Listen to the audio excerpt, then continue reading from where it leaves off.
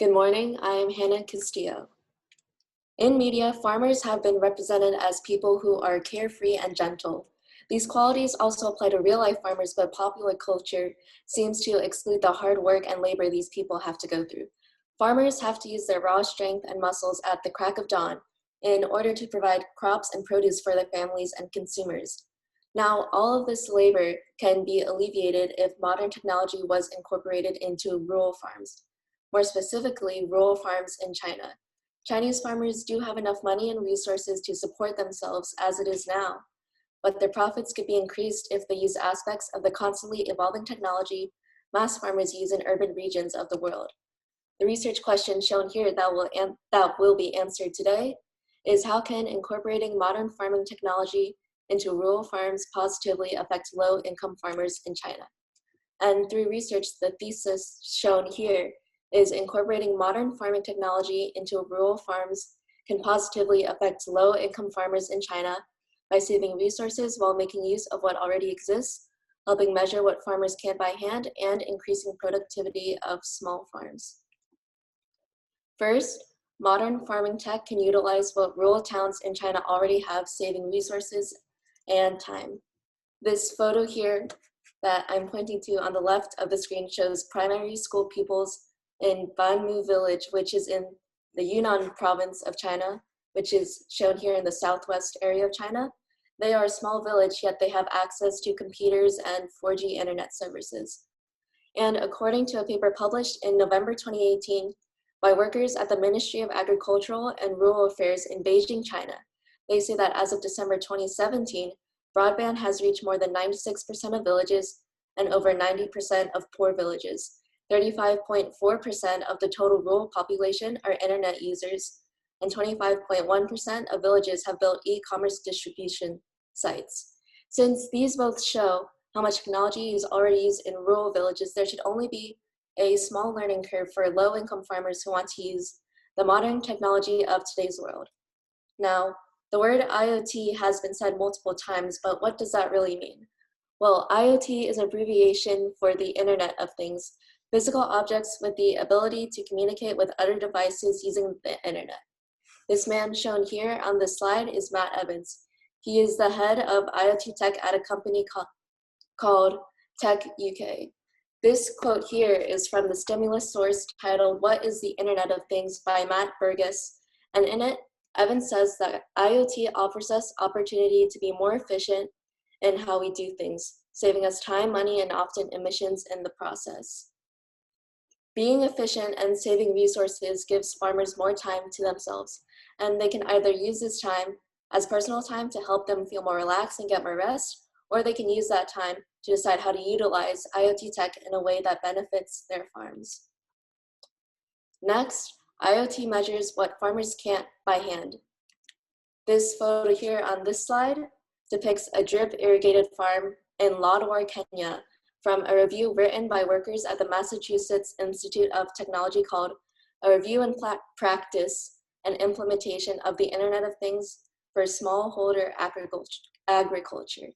And in this photo, you can see different aspects of IoT technology being used, such as the transmitter on the right part of the image. And although this system was implemented in Kenya, the setup was proven to be effective, and this technology can be used in rural China. Another example of a piece of technology that could be helpful to farmers is something called a digital support system.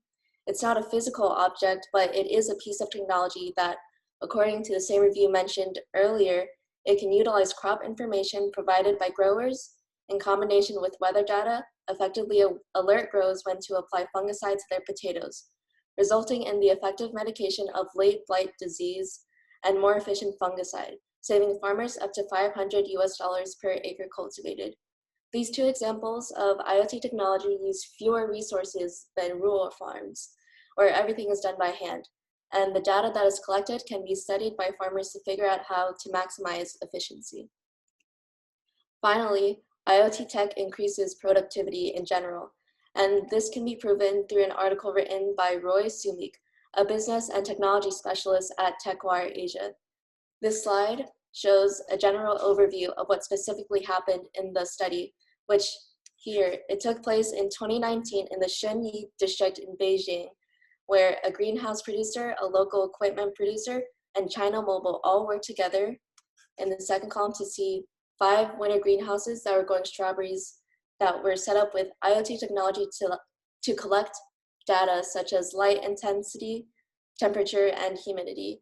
This third column shows the results, which are that production increased by more than 100%, crops were produced much quicker, and labor costs were reduced by 50%. The extent to how effective farms like this can be relies on what tools the farmer has access to. So, for example, if the farmer has modern technology that saves time and can record data without the farmer's help, that particular farmer will create a very productive environment. Incorporating IoT technology might be impossible because one problem described here is that prices of that technology are too high.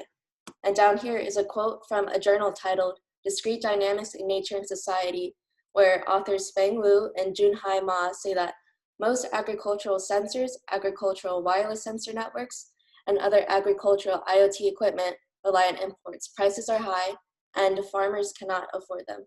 So the solution explained here could be to get funding from the Chinese government, as they are the ones able to support smaller businesses.